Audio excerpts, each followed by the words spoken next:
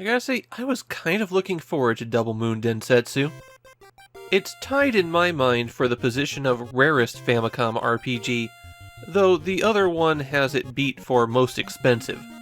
I'm marking Double Moon Densetsu down as a provisional member of the 10,000 yen club, that group of games where you could expect a cartridge-only copy to cost you at least 10,000 yen. Prices on it right now are hovering right at that 10,000 yen mark, and I've seen a few sell for more than that, and I can find a few selling for slightly less than that. The game has quite a bit of a backstory. To start with, we have to jump back to 1989 and a magazine called Marukatsu Famicom. They were a fairly unremarkable second-tier gaming magazine. And then they had an odd idea. They'd publish their own RPG. Not as a video game, in the magazine. And to create this game, they hired the biggest name in Japanese RPGs. Well, pen and paper RPGs. Onuki Masayuki. He was responsible for the Japanese versions of Dungeons & Dragons.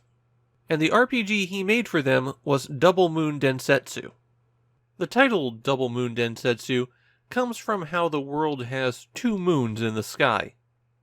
The way it worked was they first printed rules for character creation, and then 2 weeks later in the next issue they printed a bit about the backstory of the world, and then in the next issue the adventure began. There'd be a bit of story in the magazine. Players would take their characters and follow along with that story. Accompanying the story was a quiz. Do you want to go here or there? Stop to help these people or follow your quest. That kind of thing. Players would put their responses to those questions on a postcard, along with more general ideas of what they wanted to do, and then mail them into the magazine. And the poll would determine how the plot of the adventure would progress.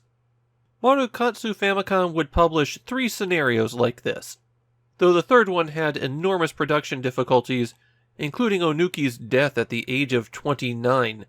Before that, however, Double Moon Densetsu was published as a pen and paper RPG, which brings us to the Famicom game. The game is loosely based on the second Double Moon Densetsu scenario, Dark Dragon. It's a rather by-the-numbers fantasy plot. An evil demon is going to revive the Dark Dragon and destroy the world. Though that doesn't come up until later. At first, you're involved because your sister's been kidnapped by the demon. Before you even begin the game, you have to choose a character class. And although there's a lot more classes than that, you have to decide between 3. Warrior, Paladin, or Mage Warrior. Basically, you're always going to have some ability to stab something. It's just a question of how much magic you want. I went with Mage Warrior, and it was probably not the best choice. After a very long, talky introduction, you're set loose in the starting town, and naturally your first task is to get some equipment. You have just enough cash to buy a dagger and some clothes. For your magic, you have to buy spell books. And not only do you not start with enough money to buy anything else, the first 2 towns don't have anyone who sells spells. So for the first couple of hours of the game, you can't use any magic, even if you specifically chose a class so that you could use magic. At least the spell books are persistent. You read them, you've learned the spell, and then you can hand it over to other characters who could learn it.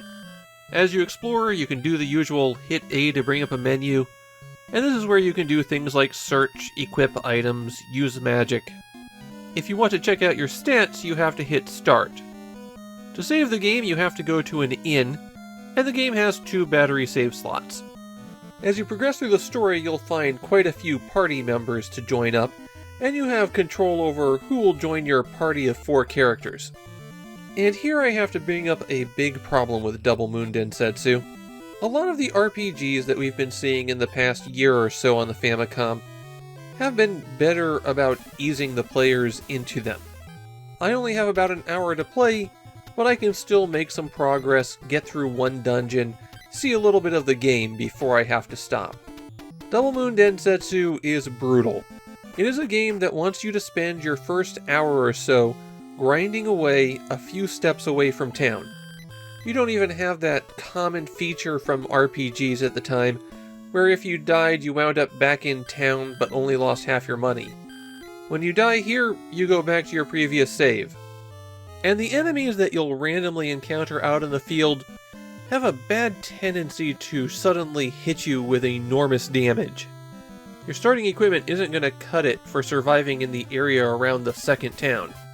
And both of those two towns only have one shop. The first town has the equipment shop, the second town has the item shop. Your survivability is really low when you start out in Double Moon Densetsu. But there is something useful to know about combat. Besides the usual attack, cast spells, and run away options, you can choose to target specific parts of enemies' bodies. And if you strike them, they'll have different effects on the battle.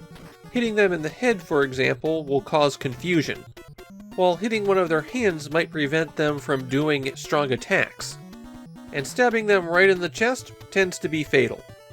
You have lower accuracy when you're using these aimed shots, but early on, everyone's accuracy is incredibly poor, and it generally winds up being faster to kill enemies with called shots than to very slowly whittle down their health.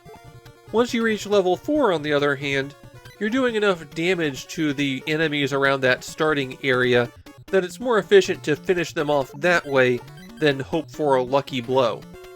As a general rule, you'll want to target their legs, then their head, then anything else. The progress that I was able to make occurred almost entirely in my last 10 minutes of playing. At the outset, after being informed of your quest by the town priest, you're told that you should go seek his daughter in the neighboring village. Once you get there, you'll find that she's missing and the village is frozen over. The Snow Queen isn't happy about her running off and won't let it go. If you keep following the path, you'll eventually reach a dungeon where you'll enter it, meet her, and immediately get into a fight against two wizards who promptly hit me for more damage than my maximum hit points.